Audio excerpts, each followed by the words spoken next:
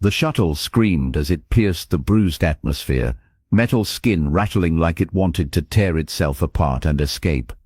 Ash clouds rolled beneath the hull, lit from below by rivers of lava that crawled across the planet's surface like glowing veins. Alarms wailed in 3 alien languages, and one very human curse from the pilot's seat. Commander Rhea Holt did not scream. She unbuckled calmly, stood up while gravity lurched sideways, and finished tightening the strap on her combat boots. Her short black hair floated, then slammed against her face as turbulence punched the cabin. Around her, 7 alien delegates clutched harnesses, mandibles clicking, eyes bulging, skin shifting colors that translated loosely as panic. "This," Rhea said, voice steady, "is why I hate field trips." The planet below was Karos 9, classified, unmapped, labeled by the Interstellar Council with a single elegant phrase: uninhabitable Deathworld. The Council had sent them anyway, not explorers, not soldiers, observers, and one human. The pilot, a blue-skinned Dathri named Soluin, glanced back with what passed for a glare. "Commander Holt, we are descending faster than projected. Atmospheric predators are tracking us." "Of course they are," Rhea replied. "I would too. We smell like fear and bad decisions." A delegate hissed. This was not the agreement. Humans were prohibited from Deathworld exposure trials. Rhea smiled faintly. Funny thing about agreements. They only matter when everyone involved plans to survive. The shuttle slammed into the ground with bone-rattling force. The ramp blew open. Heat surged inside like a living thing. Outside, the sky burned orange and black, split by lightning that struck upward from the ground instead of down. Karos 9 welcomed them warmly. The moment Rhea stepped onto the soil, the ground shifted beneath her boots. It was not a rock. It was not ash. It was something alive, pulsing slowly, reacting to her weight. One of the delegates fainted. Rhea looked down, then tapped her wrist scanner. "Ground is semi-organic, responsive, aggressive ecosystem." That Soluin choked. "Commander, the Council projection said humans would not last 12 minutes here." Rhea stepped farther away from the shuttle, rolling her shoulders as the heat shimmered around her armor. "Then we should make the most of them." The team moved toward a jagged rock formation that passed for cover. Shadows slithered across the terrain. Things moved beneath the surface. The air tasted metallic, sharp, like a storm about to explode. Something roared in the distance. Something massive. A scaled delegate whispered. "We should retreat and tell the Council what?" Rhea asked. "That their perfect models forgot to account for lunch?" She reached into her pack and pulled out a compact container. The click of its seal sounded absurdly loud. Soluin stared. "Is that food?" Rhea sat down on a slab of blackened stone that hissed under her weight.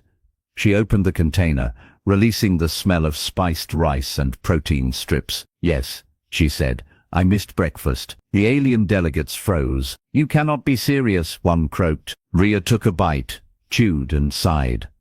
"A little dry. Should have added sauce." The ground shuddered. A creature burst from the soil 50 meters away, towering, armored, with too many limbs and a mouth full of rotating teeth. Heat rolled off it in waves. The delegates screamed. Rhea kept eating. The creature charged. Rhea did not move. At 10 meters the beast stopped. Its head tilted. It sniffed the air, confused by the scent of human food, and something else, determination. Familiarity, challenge. Rhea swallowed and met its gaze.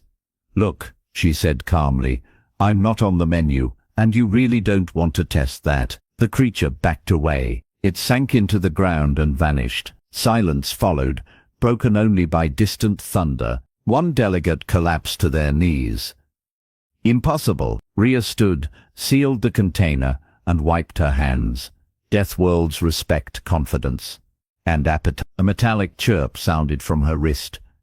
Incoming transmission. The Council's emblem flickered to life, all sharp lines and cold symmetry. Chancellor Varric appeared, eyes glittering with calculation. "Commander Holt," Varric said, "your vitals indicate stress resistance beyond expected human thresholds." "Been a weird week," Rhea replied. Varric folded his hands. This trial was never about survival, it was about observation. Rhea's smile faded. Observation of what? Of you, Varric said, and of how far humans can be pushed before they break. The ground trembled again, harder this time. Multiple signatures appeared on Rhea's scanner. Dozens. Hundreds. Solon whispered. Commander. Rhea looked at the horizon, where shapes rose, massive and coordinated. Varric continued, voice smooth. You see, Commander, humanity has become inconvenient, too adaptable, too resilient. This world will correct that. The transmission cut. Rhea exhaled slowly. Well, she said, drawing her weapon. That was rude. The creatures advanced, forming a living wall of heat and hunger. Rhea activated a beacon. Earth command. This is Holt. Council betrayal confirmed. Deathworld hostile escalation. Static answered. Then a voice, distorted but familiar. Copy that, Holt. Took you long enough. Rhea frowned. Maya? Surprised, the voice said. You're not the only human experiment. The ground behind the alien delegates exploded as armored figures rose from hidden pods, human soldiers, eyes burning with purpose. Rhea's smile returned, sharp and dangerous. Looks like lunch just turned into dinner. The sky darkened as something far larger began to climb from the depths of Karos 9, drawn not by fear but by war. And far above, unseen, the council watched, unaware they had just triggered their own extinction. The thing emerging from the planet was not a creature so much as a moving catastrophe. Plates of molten armor slid over a frame the size of a city block. Its presence bent the air, dragging heat and pressure toward it, like gravity. The alien delegates screamed again, but this time their terror carried a new flavor, understanding. Maya Chen's voice crackled through Rhea's calm. That's the Warden. Ancient apex. Planetary immune response. Rhea steadied her stance as the ground shook. Please tell me you brought a plan. Maya laughed, breathless and fierce. Always. You just never like it. Human drop pods slammed into the terrain, kicking up ash storms. Soldiers poured out, moving with disciplined urgency. Among them was Captain Jonas Reed, tall, scarred, grinning like he had been waiting his whole life for this. Commander, Jonas said over open channel, Council fleets are mobilizing. They think this world is our grave. Rhea watched the Warden's eyes ignite like twin suns. Then let's make it a lesson. The alien delegates scattered, some fleeing, others frozen by shock. One, a tall crystalline being named Lithrix, approached Rhea slowly. You knew, Lithrix said. Humans planned this. Rhea met its gaze. We planned to survive. The Council planned to erase us. There's a difference. Lithrix's facets dimmed. You will doom us all. Rhea shook her head. No. We're ending the experiment. The Warden roared, a sound that fractured stone and rattled bones. It charged, each step tearing chunks from the living ground. Maya's voice cut in. Phase 1. Bait. Rhea broke into a sprint, straight toward the monster. Jonas swore. She's insane. Maya replied calmly. She's human. Rhea slid under a swinging limb, heat scorching her armor. She fired magnetic charges into exposed joints, each detonation guiding the Warden exactly where she wanted it, toward the Council observation spire that shimmered into visibility as cloaking fields dropped. The Council had been watching from orbit, safe, distant, arrogant, until now. Rhea leaped onto a rising rock formation and triggered her thrusters, launching herself onto the Warden's back. She drove a beacon spike into its armor. Package delivered, she said. Maya's laughter echoed. Phase 2. The ground erupted as hundreds of dormant human machines activated, ancient constructs buried during earlier failed Council tests. Humanity had not been the first species thrown at Karos 9, just the last one to learn from it. Energy lanced upward, forming a containment field around the Warden and the spire. Varric's voice screamed through every channel. You cannot control this. You will annihilate the system. Rhea climbed higher, muscles burning. Funny, you said the same thing about us. The Warden thrashed, but the field held. Maya's team rerouted its core energy, turning the planetary defense into a directed weapon. Rhea, Maya said softly, this will kill it. And the spire. Rhea looked out at the burning sky, at the soldiers fighting, at the delegates watching history snap in half.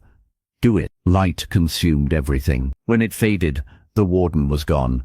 The spire was molten debris raining harmlessly into the atmosphere, burned clean by controlled dispersal. Silence returned, heavy and stunned. Rhea lay on her back, armor cracked, laughing weakly. Jonas hauled her up. You're buying drinks, he said. Maya's shuttle landed nearby. She stepped out, eyes bright, face smudged with ash. She hugged Rhea hard. They thought we were fragile, Maya said. Rhea nodded.